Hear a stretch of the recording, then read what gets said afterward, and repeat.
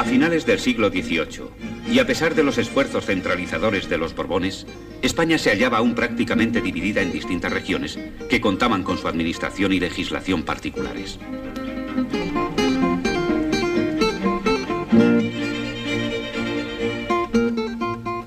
Las comunicaciones no habían conseguido borrar estas fronteras interiores y cada región vivía lejos de la capital, replegada en sí misma, con sus costumbres y tradiciones. La capital del reino es Madrid, que cuenta con 500 calles, 42 plazas, 7.400 casas y 183 iglesias y conventos.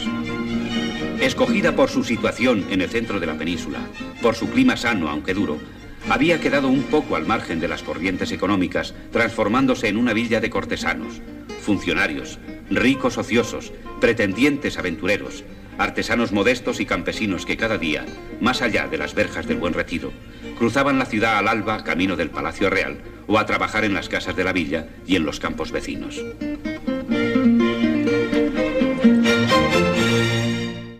Por estos años en que un siglo agoniza y nace otro, se realiza un esfuerzo para modernizar la corte.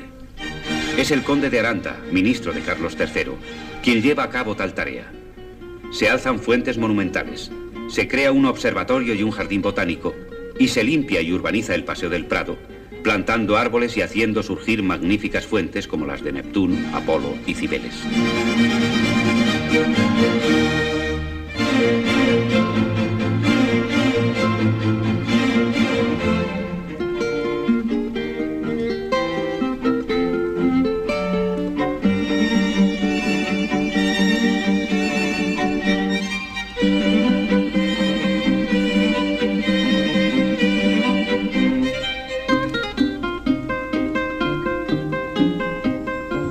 En la parte más alta de la villa se hallan los palacios de la aristocracia y la gran mayoría de los conventos, separados entre sí por estrechas calles con edificios de madera y adobe. Los barrios del Rastro, Lavapiés y Maravillas, vecinos al río, son famosos por sus praderas que corren junto al Manzanares, lugar favorito de citas, bailes y meriendas, en las que se mezclan aristócratas y majos, menestrales y toreros, gente de todo rango, que desde la caída de la tarde animan sus riberas hasta ya avanzada la madrugada.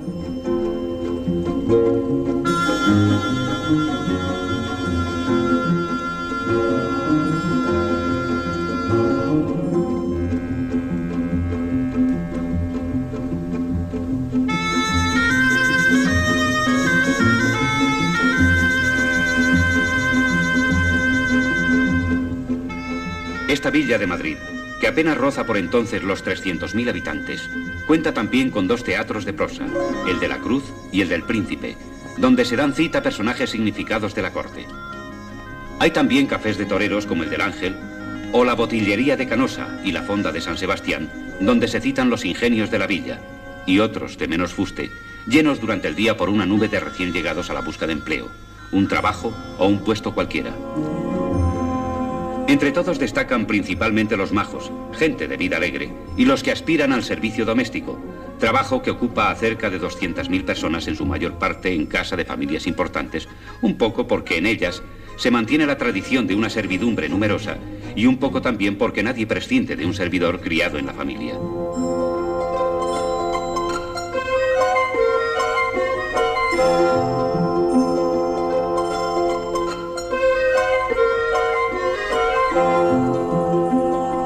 Sin embargo, aunque son profundas las diferencias que separan a unos españoles de otros, hay un fondo común que les une, cualquiera que sea su condición social: su deseo de vivir, su actitud ante la vida, razón fundamental de su modo de ser, de su existencia.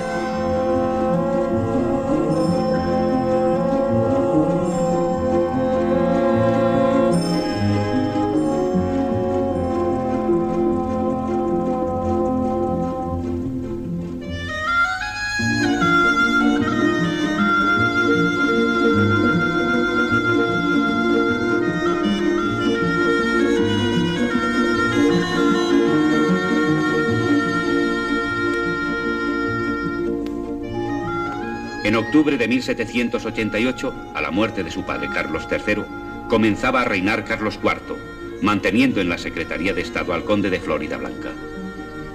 Los primeros decretos de su gabinete fueron oportunos y recibieron la aclamación general. Se disponía en ellos la baja en el precio del pan, supliéndose la diferencia a costa del erario real. Tales decretos hicieron popular al nuevo gobierno, sobre todo entre las clases humildes del campo, que sumaban por entonces 6 millones de españoles. Aunque de una región a otra sus caracteres variasen, puede decirse que la mitad de estos campesinos eran pequeños propietarios o granjeros, en tanto que la otra mitad trabajaba a jornal los campos. Tan orgullosos como pobres, constituían la espina dorsal de la nación, mas desgraciadamente la ignorancia y la rutina les hacían repudiar cualquier innovación, no aceptando sino aquello que sus abuelos habían consagrado con el uso.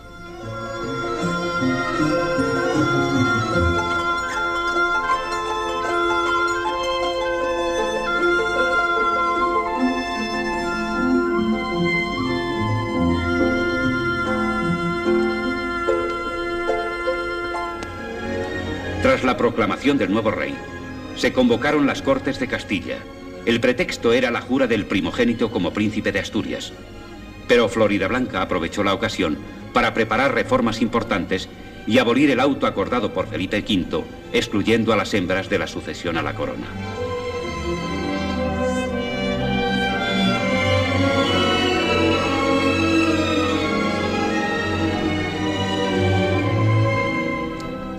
El rey aceptó la propuesta, aunque el documento no fue publicado por entonces, y las Cortes se disolvieron tras acordar la limitación de los mayorazgos y las facultades del honrado concejo de la Mesta. Contrasta esta pacífica actitud con el ardor revolucionario de las jornadas que en Francia estaban a punto de desarrollarse.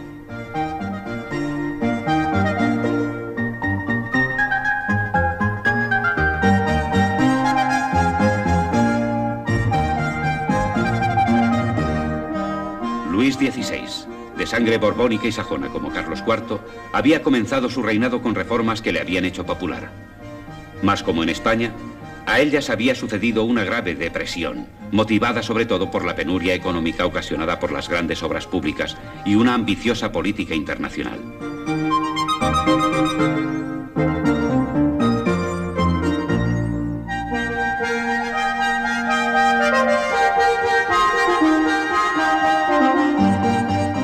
Ya su padre, en los últimos años de reinado, estuvo a punto de declarar la bancarrota y en 1789 la deuda pública ascendía a 4.500 millones.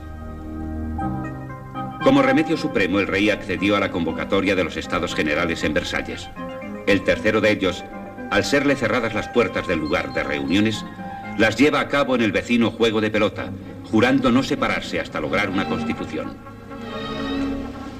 El día 6 de octubre una multitud penetraba en el Palacio de Versalles por una puerta mal guardada. Un guardia de corps la quiso rechazar haciendo fuego y un hombre cayó muerto en el patio.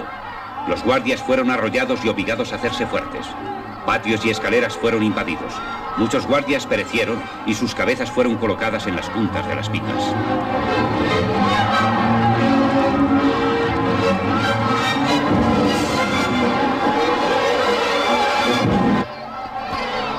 El traslado del rey a París tuvo más importancia que la toma de la Bastilla, fortaleza que desde Richelieu servía de prisión de Estado. Ahora el monarca y la asamblea se hallaban en poder del pueblo de París y la revolución iniciaba su camino.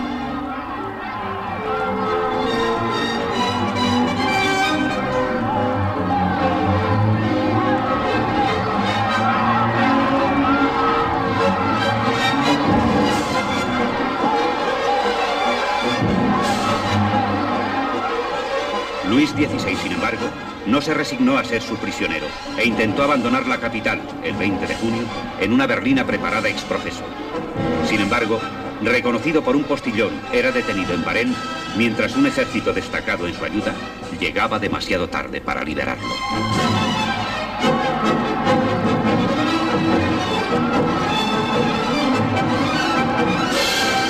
Por entonces irrumpe en la historia de España Manuel Godoy y Álvarez de Faria. No está claro el proceso que le llevó a captar la voluntad de los reyes, pues él mismo lo calla en sus memorias. Mas a los 2 años, de guardia de corps, había llegado a mariscal de campo.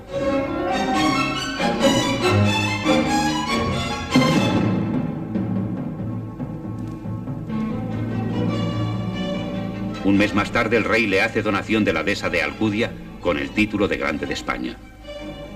Ni tan inteligente como los reyes suponían, ni tan necio como sus enemigos le juzgaban, Godoy gobernó como los antiguos validos.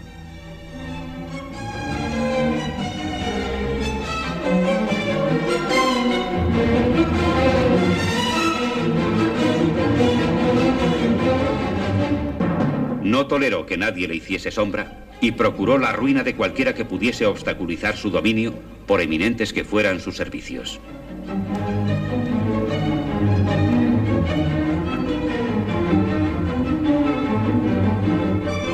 El más grave problema que se presentaba al nuevo secretario de Estado era el avance arrollador de la Revolución Francesa. Carlos IV aún deseaba salvar al rey francés, pero ya los acontecimientos se precipitaban y Luis XVI subía al cadalso.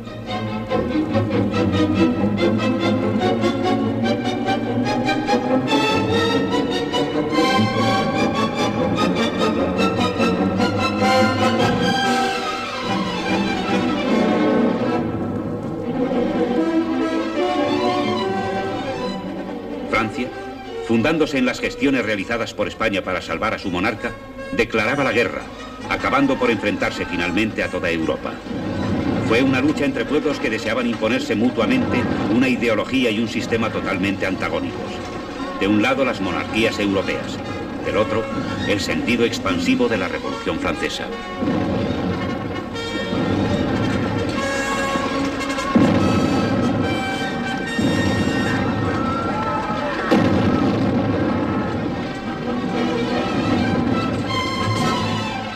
Francia improvisó ejércitos generales y armamentos. Se inicia a lo largo de sus fronteras una serie de victorias inverosímiles y en Tolón, donde los aliados se ven obligados a retirarse a la luz de los incendios, suena por vez primera el nombre de un capitán de artillería llamado Napoleón Bonaparte. El fracaso de la guerra contra Francia enfrentará a Godoy con el conde de Aranda. Aún se combatía en la península cuando ya se firmaba la paz de Basilea, y más tarde el Tratado de San Ildefonso, que establecía una alianza ofensiva y defensiva entre Francia y España. El tratado traía como consecuencia inmediata la guerra contra Gran Bretaña, que habría de resultar funesta para España.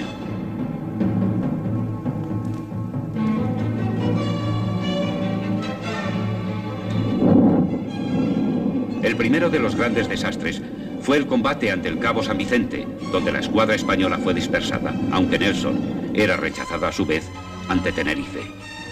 Cae Godoy y le sustituyen Jovellanos y Francisco de Saavedra, que intentan la reforma de la hacienda pública, el fomento de la economía y la reforma de la enseñanza, principalmente en las universidades, dando más importancia a las ciencias exactas y naturales y escogiendo a la de Salamanca como modelo para los demás centros.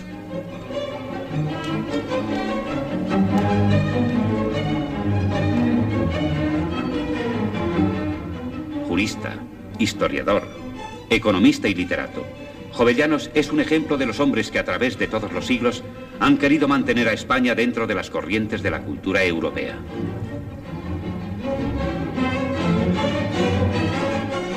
La vuelta imprevista de Godoy pone fin a sus proyectos. Napoleón continúa presionando para que la Corte de Madrid decida enviar tropas contra Portugal, cuyos puertos continúan abiertos a los barcos británicos, y finalmente, el 16 de mayo de 1801, empiezan las operaciones bélicas. 2 días más tarde la campaña está terminada porque las tropas españolas no encuentran resistencia, y además Inglaterra ha abandonado a Portugal. Godoy consigue así sus primeros laureles militares en la llamada Guerra de las Naranjas, por las que sus soldados traen de Yelves. Mas en el mismo instante en que se dispone a firmar el Tratado de Paz, llegan de París noticias de que Napoleón impone penosas condiciones. La mayor parte de Portugal deberá ser ocupada militarmente. Bonaparte no desea aliados, sino vasallos.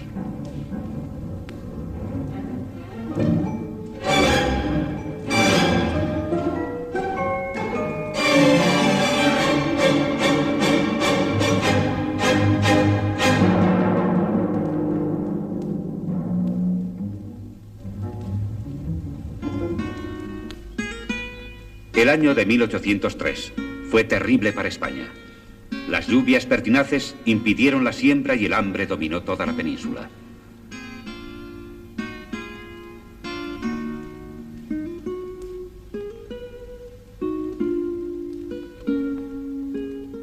Multitud de procesiones poblaron las aldeas y en todo el año no cesaron de alzarse rogativas a fin de lograr un alivio para los campos y las cosechas.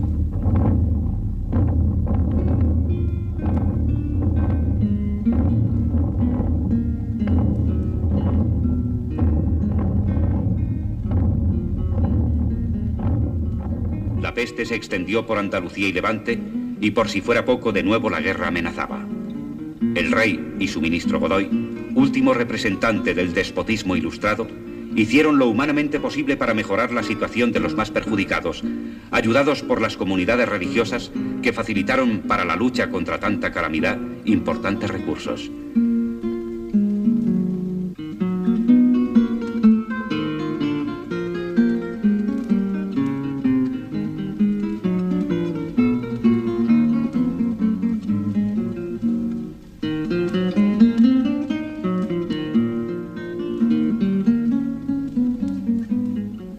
Se despacharon convoyes de grano a las provincias más afectadas por el hambre. Pero la dificultad de las comunicaciones, unida a la desorganización acarreada por las pasadas contiendas, hacía que los alimentos llegaran con considerable retraso. La ignorancia de los campesinos impedía a su vez una política sanitaria adecuada, y por mucho que desde la corte los ministros se afanaran, enfermedades y epidemias hicieron más estragos que las guerras anteriores. Iglesias y ermitas quedaron abiertas día y noche y los fieles acudían a ellas para implorar del cielo el remedio que nadie parecía capaz de alcanzar. Por todo el año las imágenes vieron en torno multitud de fieles en villas y aldeas, lo mismo que en Madrid, en la ermita de su santo más popular, San Antonio de la Florida.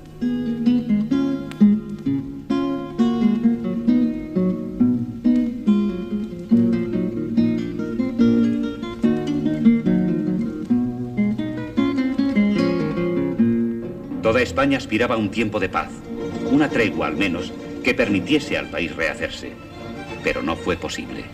Napoleón, reciente triunfador en Marengo y ahora emperador de los franceses, necesitaba la escuadra española para su proyectada invasión a Inglaterra.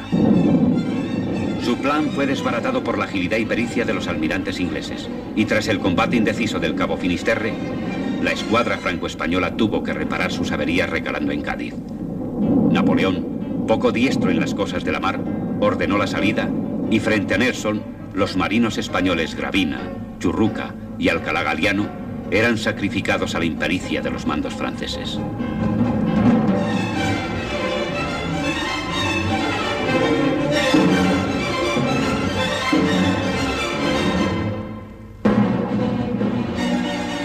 La escuadra aliada dejó así la bahía de Cádiz y a la mañana siguiente forzaba la salida hacia el lugar de la batalla.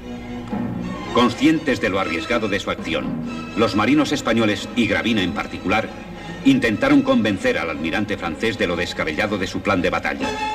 Pero al no ser escuchados, se aprestaron a cumplir con su deber, aun sabiendo que ello suponía una muerte cierta.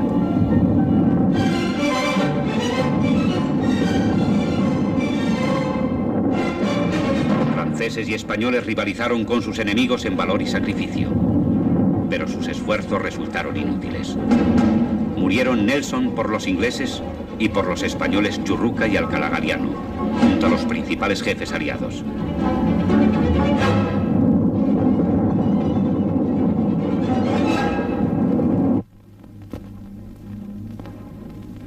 En octubre de 1807, el ejército francés pasaba el Bidasoa y ocupaba Irún. No se ofreció resistencia, pues el pueblo pensaba que el objetivo de Napoleón era derribar a Godoy, a quien todos culpaban de los males del país. Solo una persona podía hacerle frente: el príncipe de Asturias, futuro Fernando VII.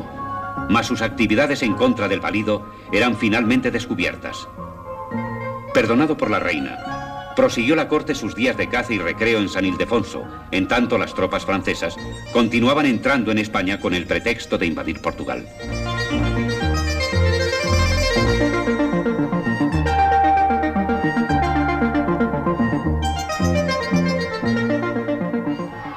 Los agentes del partido contrario a Godoy excitaron los ánimos de la plebe que desde Madrid había acudido a Aranjuez y así, en el mes de marzo, estallaba el motín que viene a alterar la historia de España.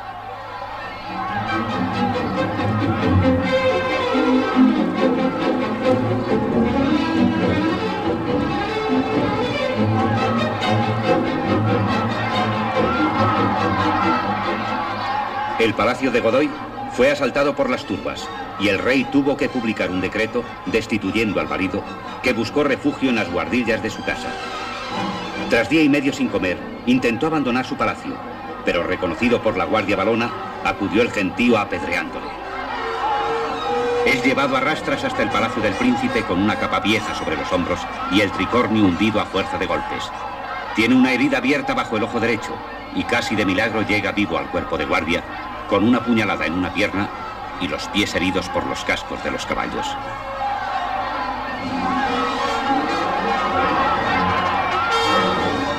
A poco el príncipe Fernando recibía de manos de su padre un manifiesto en el que Carlos IV declaraba haber resuelto tras madura reflexión abdicar en favor de su hijo, siendo su voluntad que el príncipe fuese reconocido como señor natural de sus reinos y estados.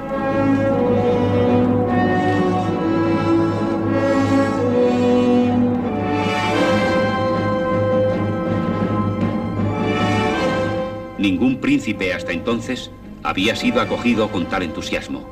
Ninguno tampoco comenzaba su reinado en tan terribles circunstancias. El 24 de mayo hacía su entrada en Madrid. Mas si el nuevo rey era dueño del corazón de los españoles, no lo era de España, ni aún de la misma villa y corte que le aclamaba.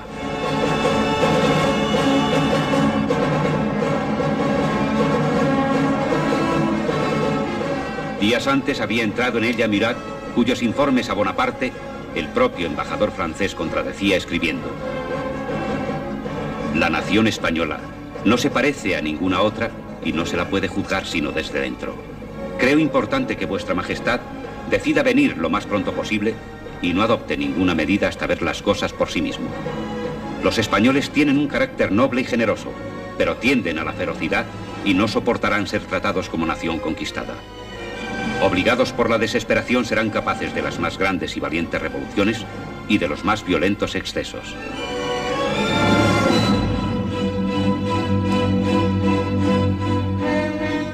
La ambición y la soberbia hicieron que Napoleón desoyese estas palabras y escuchase con más agrado la visión optimista de Murat cuando aseguraba: señor, con nuestros cañones y nuestras tropas respondo de todo.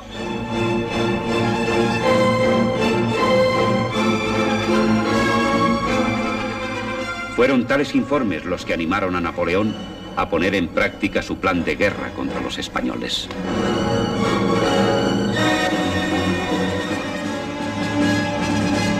El plan de Napoleón para destronar a los Borbones en España e imponer en el trono a su hermano José consistía en atraer con toda clase de engaños a los diversos miembros de la familia real española hasta algún lugar al otro lado de la frontera para allí obligarles a resignar en él sus poderes.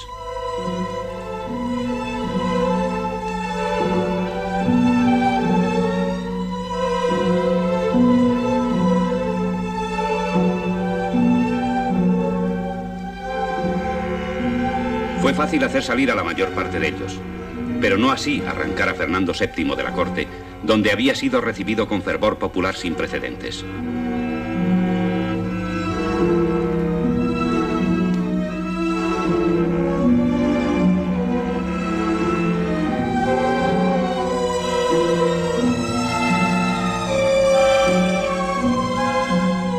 El pretexto para hacerle abandonar Madrid fue una supuesta venida de Napoleón a la corte española para arreglar los asuntos de la corona tras haber declarado Carlos IV nula su abdicación de Aranjuez. El 10 de abril de 1808 partió la corte de Fernando VII al encuentro de Napoleón y fue su viaje un paseo triunfal por Castilla. En Burgos, los viajeros recibieron el primer desengaño al no encontrar a Bonaparte en la ciudad.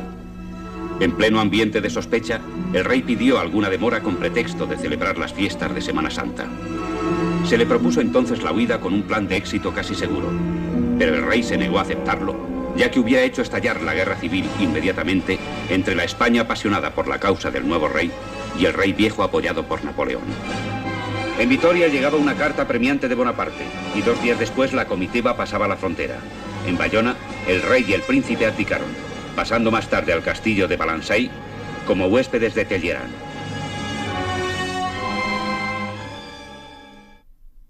Pero ya, días antes, los acontecimientos se precipitaban en España. El llanto del infante don Francisco, cuando se le obligaba a tomar el coche para Francia, lanza al pueblo de Madrid contra las tropas de Murat.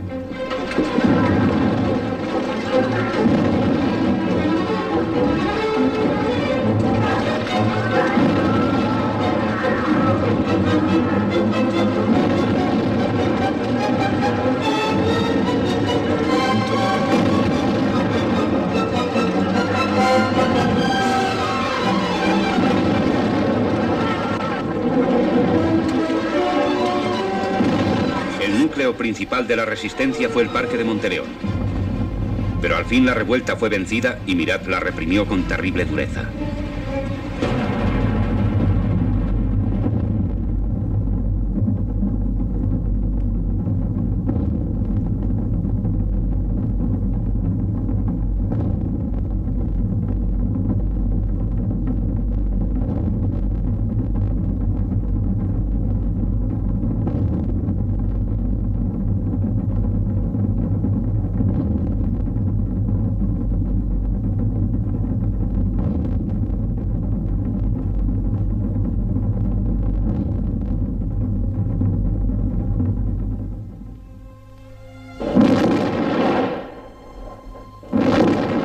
El motín tuvo, sin embargo, trascendencia histórica.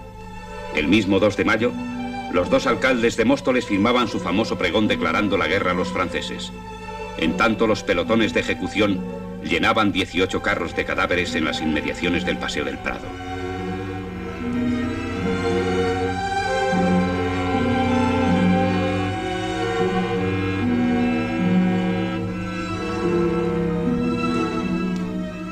José Bonaparte, apenas llegado a Madrid, escribe a su hermano: el estado de esta ciudad continúa siendo el mismo. Tengo por enemigo a una nación de 12 millones de habitantes, bravos y exasperados hasta el extremo. Todo lo que se hizo aquí el 2 de mayo es odioso. No se ha tenido ninguna de las consideraciones debidas con este pueblo. Los hombres honrados no me son más afectos que los pícaros. Señor, estáis en un error. Vuestra gloria se hundirá en España.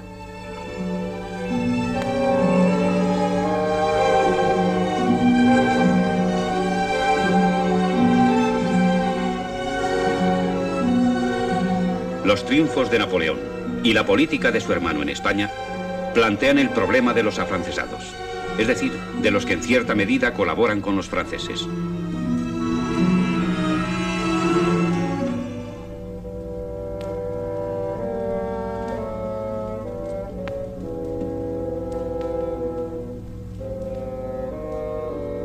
Para ellos, entre los que se hallan el mismo Goya, Moratín y Silvela, la nueva dinastía francesa es un medio de europeizar a España, y los más sinceros son los antiguos protegidos de Godoy.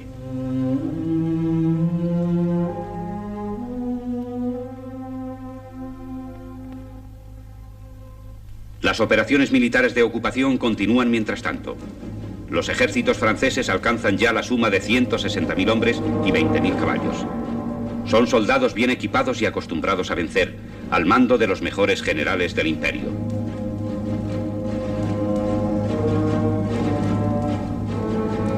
Nada interesaba tanto a Napoleón como tomar la plaza de Cádiz, en cuyo puerto la escuadra francesa se mantenía bloqueada por la inglesa y bajo el fuego de las baterías españolas. Dupont, al mando de 20.000 veteranos, forzó el puente de Alcolea y se dirigió hacia Córdoba. La confianza de Murat, organizador de la expedición, era absoluta.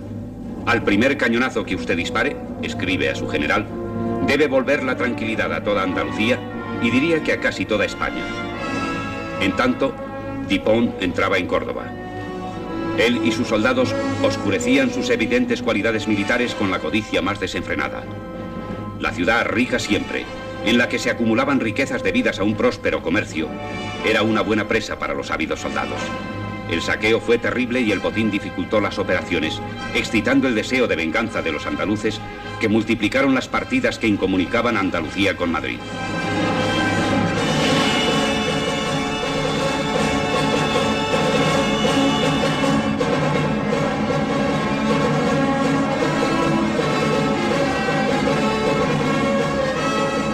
Ante la hostilidad general del campo andaluz, Dupont y sus tropas abandonaron Córdoba y se establecieron en Andújar a mediados de junio. Aquí también se reprodujeron las violencias y saqueos, secuela inevitable ya del paso de los ejércitos franceses y que a la larga vendría a resultarles fatal.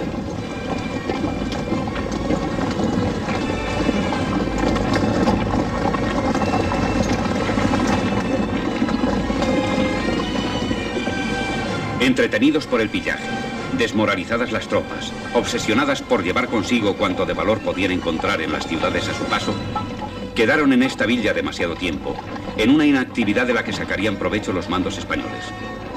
Estos eran el general Castaños, jefe del ejército de la Junta Suprema de Sevilla, el mariscal de campo Coupigny y el teniente general Reding, suizo al servicio de España.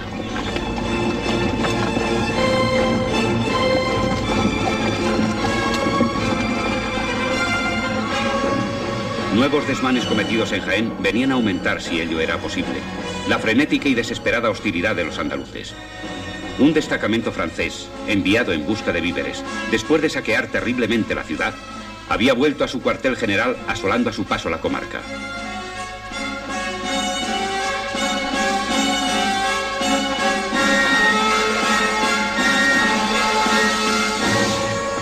De Jaén se contaban historias en las que la realidad se unía a la fantasía avivada por el odio.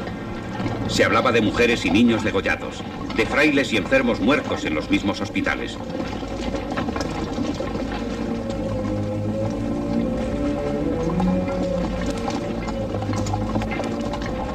Ni un grano de trigo, ni una azumbre de vino, ni un puñado de paja habían dejado las tropas tras de sí, y hasta las medicinas de las boticas, al decir de un testigo de aquellas jornadas, habían sido robadas, lo mismo que los tesoros de las iglesias.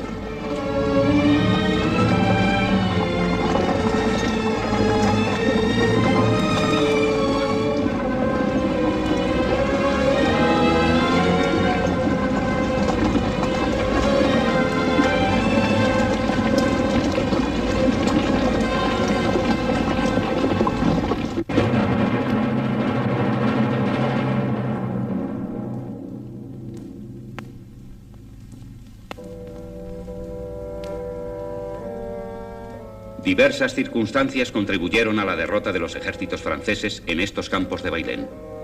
El embarazo del copioso botín, la excelente estrategia de los mandos españoles y, sobre todo, la colaboración del pueblo andaluz.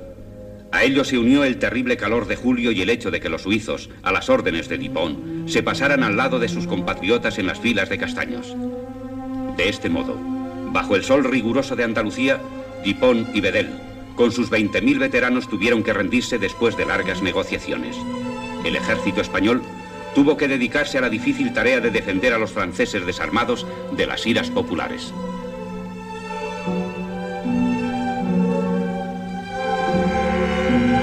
Las consecuencias de la batalla de Bailén fueron incalculables no solamente para España, sino para todas las naciones sojuzgadas por Napoleón. Era la primera vez que un ejército imperial era vencido en campo abierto y para los españoles aquel primer éxito despertó un optimismo ya a prueba de reveses.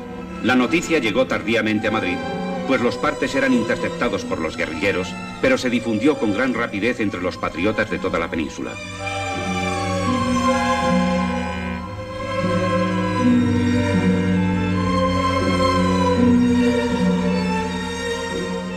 Cuando en París se conoció la capitulación de Bailén y la Convención de Cintra, así como la creación de una Junta Central en la península, a la que el Consejo de Castilla había prestado juramento, Napoleón decidió venir en persona a España.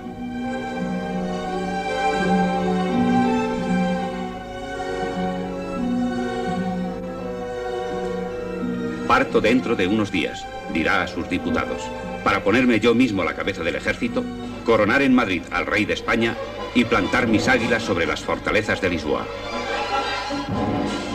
Alcanzó fácilmente Burgos camino de la capital de España, y mientras parte del ejército cruza el Guadarrama por el Alto del León, el mismo emperador, al frente de 40.000 hombres, forzaba el paso de Somosierra.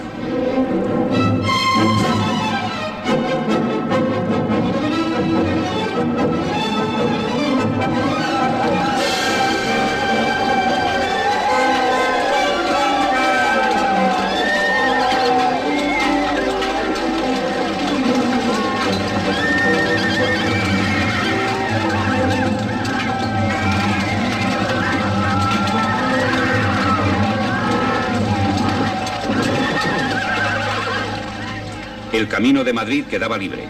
La capital apenas defendida hizo un conato de defensa anárquica y desesperada, y a poco se firma la paz que entregaba por segunda vez la ciudad a Bonaparte. Napoleón se alojó en Chamartín, en la quinta del Duque del Infantado. Una mañana del mes de diciembre, acompañado de su hermano y de un séquito numeroso, entró en Madrid dirigiéndose a Palacio. Mas el emperador, tan vanidoso de su fama y de la expectación que despertaba en las multitudes, se vio defraudado. Cruzó la villa, diría un testigo, sin que nadie demostrase curiosidad por conocer a un hombre tan extraordinario.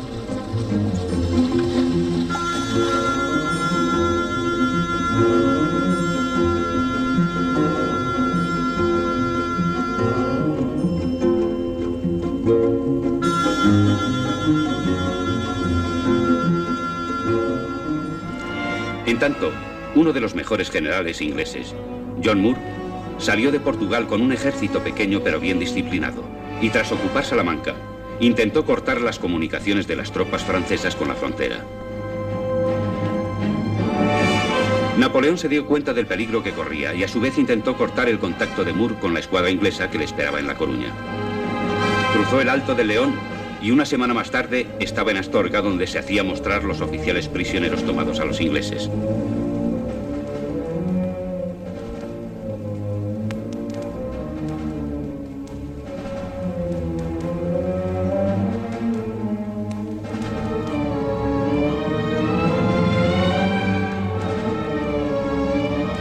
Mas las adversas noticias recibidas de Francia le obligaron a suspender la persecución de Moore, que moriría en La Coruña frente a los mariscales Soult y Ney, defendiendo el reembarque de sus tropas.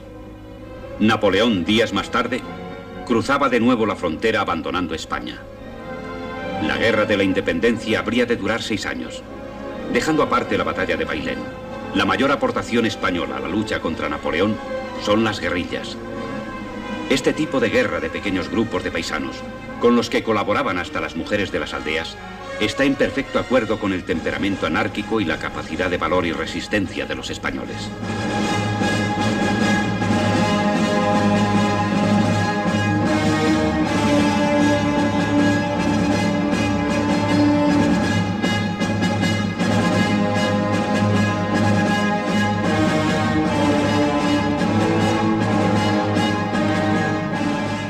En ningún otro hecho de armas se reveló esta capacidad de resistencia y sacrificio, como en los sitios de Zaragoza y Gerona bajo el mando de Palafox y Álvarez de Castro.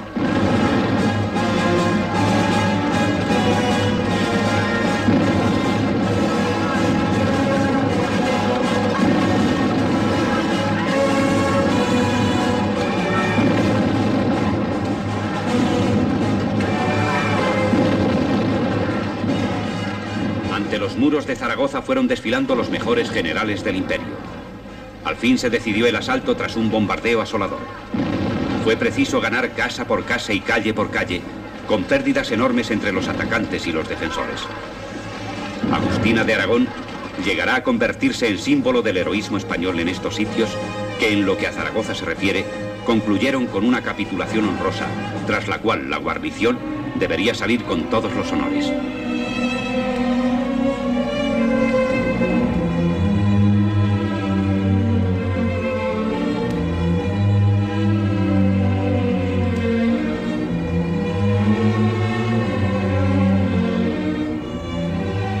La ciudad había resistido un asedio de 2 meses, 42 días de bombardeos y 23 de combate casa por casa. Habían muerto los 2/3 del ejército y la mitad de la población civil, cuya resistencia porfiada solo se vería superada por la de la Plaza Fuerte de Gerona.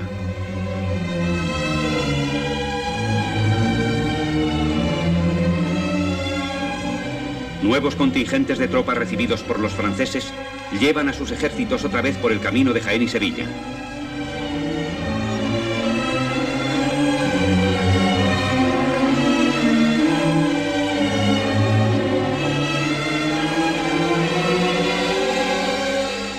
José Bonaparte pudo, sin gran resistencia, realizar una expedición triunfal por Andalucía, de enero a abril de 1810.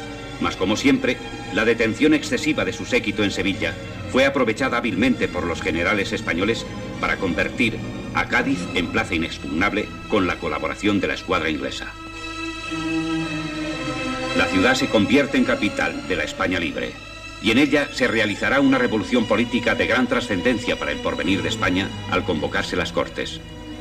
El 10 de septiembre de 1810, los 104 diputados llegados a Cádiz se reúnen en un pequeño teatro de la isla de León.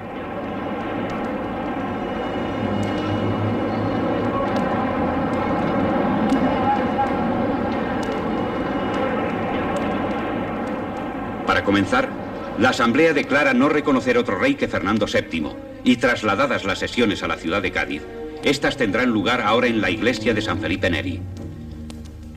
Todos los diputados son patriotas y ansían la expulsión de los franceses, pero desde los primeros días se dividen en liberales y moderados.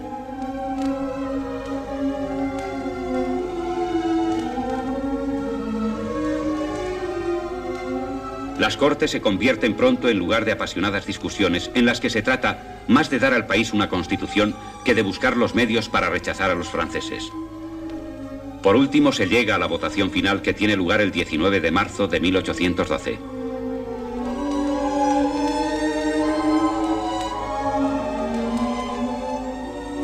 La Constitución, que tanta sangre haría correr más tarde, es un arreglo de compromiso entre las viejas tradiciones españolas y los principios proclamados por la Revolución Francesa.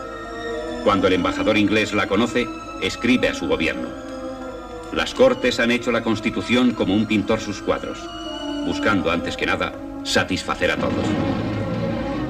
En marzo de 1813, el rey José deja definitivamente Madrid camino de Francia. Ante Vitoria se da la batalla decisiva en la que las tropas de Napoleón son derrotadas definitivamente.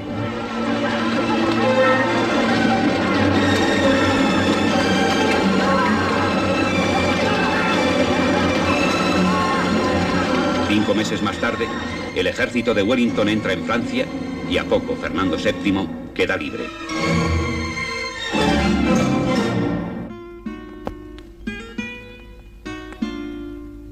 Con la expulsión de las tropas francesas que aún quedaban en España, la guerra de la independencia había terminado. Los últimos soldados de Napoleón dejaban tras sí un país en ruinas, empobrecido, donde una parte notable de la población vivirá de la misericordia de los conventos. Son los años en que la peste viene a sumarse una vez más a tanto desastre como la guerra trae consigo.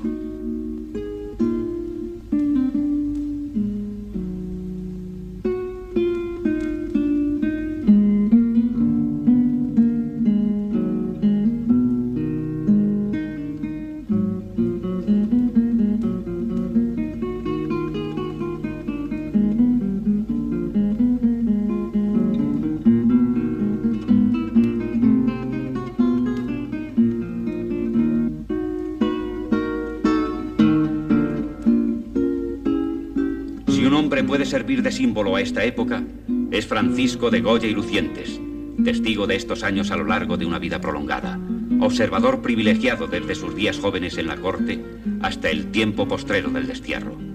Su arte, desde los cuadros galantes a los lienzos que narran los días heroicos de su patria, acabará a su vez en imágenes ciertas, más disfrazadas a veces de alegorías, en las que se adivinan rostros, tragedias, luces, sueños de la razón, que al decir del artista, engendra monstruos. Supremo definidor de España y el mundo de su tiempo, en cuanto de noble o miserable existe, su genio no fue sensible solo a lo raro y alucinante, sino también a toda flaqueza que fustiga a través de sus dibujos. Supo ver dónde acababa el siglo XVIII y dónde comenzaba el XIX, no solo para el arte, sino también para la historia. Y solitario, sordo, viejo ya, utilizará su genio para evadirse de la dura realidad que le rodea.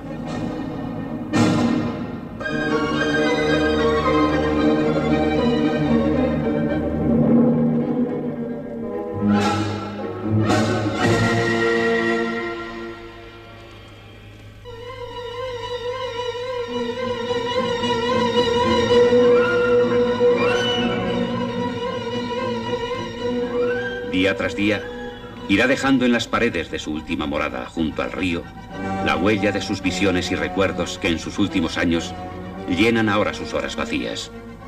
Las jornadas alegres junto al Manzanares se borraron definitivamente. Ahora surgen en su lugar conspiradores, Cantos desesperados, fúnebres aquelarres como heraldos funestos de los males que se ciernen sobre España, de las guerras civiles que azotarán el país en un plazo inminente.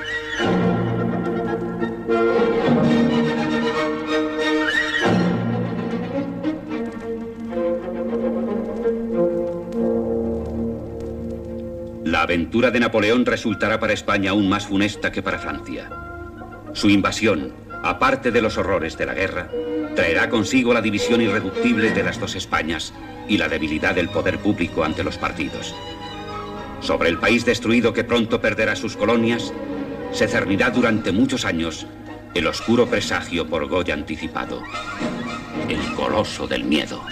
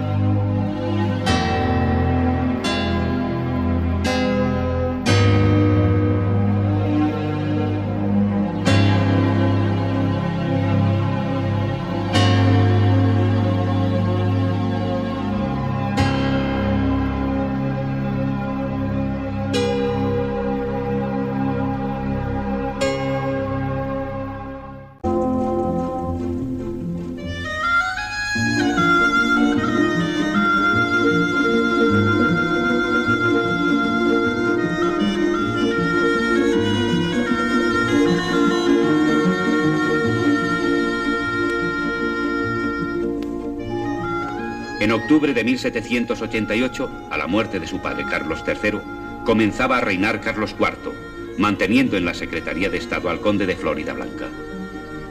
Los primeros decretos de su gabinete fueron oportunos y recibieron la aclamación general. Se disponía en ellos la baja en el precio del pan, supliéndose la diferencia a costa del erario real. Tales decretos hicieron popular al nuevo gobierno, sobre todo entre las clases humildes del campo, que sumaban por entonces 6 millones de españoles. Aunque de una región a otra sus caracteres variasen, puede decirse que la mitad de estos campesinos eran pequeños propietarios o granjeros, en tanto que la otra mitad trabajaba a jornal los campos. Tan orgullosos como pobres, constituían la espina dorsal de la nación, mas desgraciadamente la ignorancia y la rutina les hacían repudiar cualquier innovación, no aceptando sino aquello que sus abuelos habían consagrado con el uso.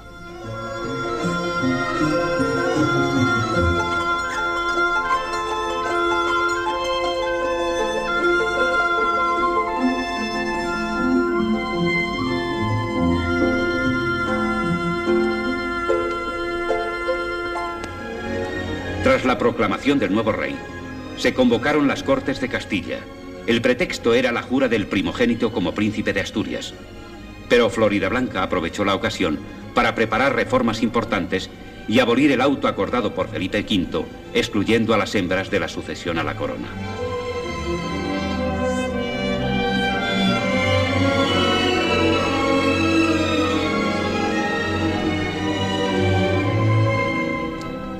El rey aceptó la propuesta, aunque el documento no fue publicado por entonces, y las Cortes se disolvieron tras acordar la limitación de los mayorazgos y las facultades del honrado concejo de la Mesta. Contrasta esta pacífica actitud con el ardor revolucionario de las jornadas que en Francia estaban a punto de desarrollarse.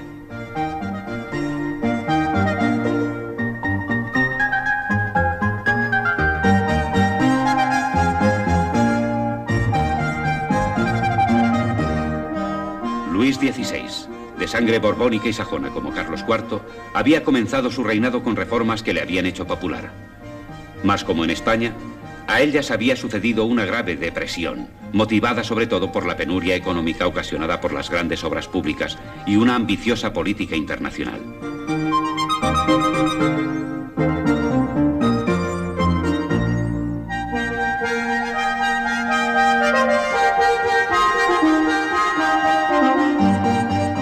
Ya su padre, en los últimos años de reinado, estuvo a punto de declarar la bancarrota y en 1789 la deuda pública ascendía a 4.500 millones. Como remedio supremo, el rey accedió a la convocatoria de los Estados Generales en Versalles. El tercero de ellos, al serle cerradas las puertas del lugar de reuniones, las lleva a cabo en el vecino juego de pelota, jurando no separarse hasta lograr una constitución. El día 6 de octubre una multitud penetraba en el Palacio de Versalles por una puerta mal guardada. Un guardia de corps la quiso rechazar haciendo fuego y un hombre cayó muerto en el patio. Los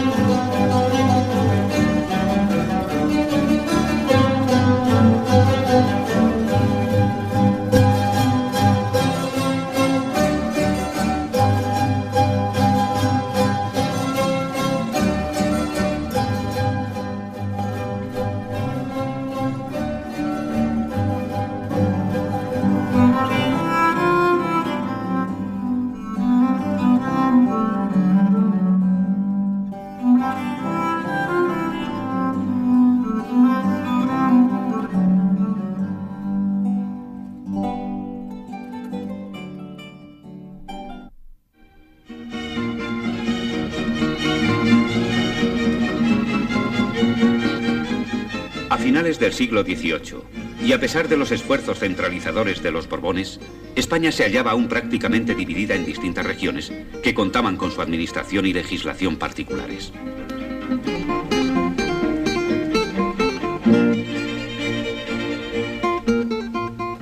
Las comunicaciones no habían conseguido borrar estas fronteras interiores y cada región vivía lejos de la capital, replegada en sí misma, con sus costumbres y tradiciones.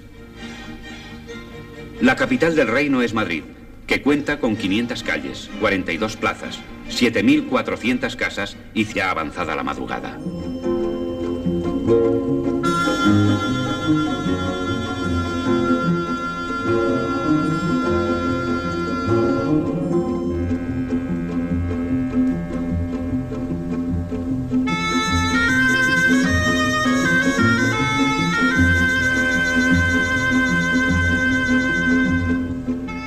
Esta villa de Madrid, que apenas roza por entonces los 300.000 habitantes, cuenta también con dos teatros de prosa, el de la Cruz y el del Príncipe, donde se dan cita personajes significados de la corte. Hay también cafés de toreros como el del Ángel, o la Botillería de Canosa y la Fonda de San Sebastián, donde se citan los ingenios de la villa, y otros de menos fuste, llenos durante el día por una nube de recién llegados a la busca de empleo, un trabajo o un puesto cualquiera. Entre todos destacan principalmente los majos, gente de vida alegre, y los que aspiran al servicio doméstico, trabajo que ocupa a cerca de 200.000 personas, en su mayor parte en casa de familias importantes, un poco porque en ellas se mantiene la tradición de una servidumbre numerosa y un poco también porque nadie prescinde de un servidor criado en la familia.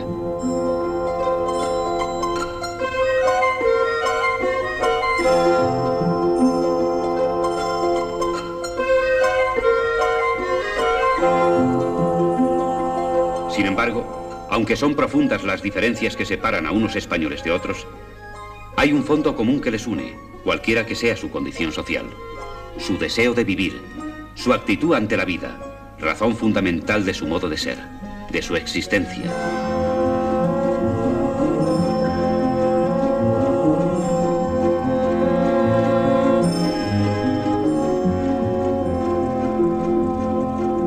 ...183 iglesias y conventos.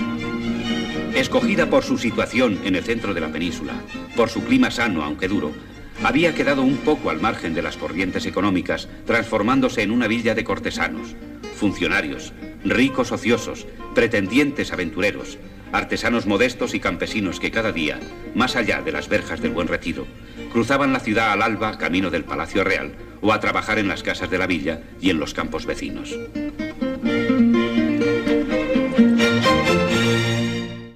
Por estos años en que un siglo agoniza y nace otro, se realiza un esfuerzo para modernizar la corte. Es el conde de Aranda, ministro de Carlos III, quien lleva a cabo tal tarea. Se alzan fuentes monumentales, se crea un observatorio y un jardín botánico, y se limpia y urbaniza el Paseo del Prado, plantando árboles y haciendo surgir magníficas fuentes como las de Neptuno, Apolo y Cibeles.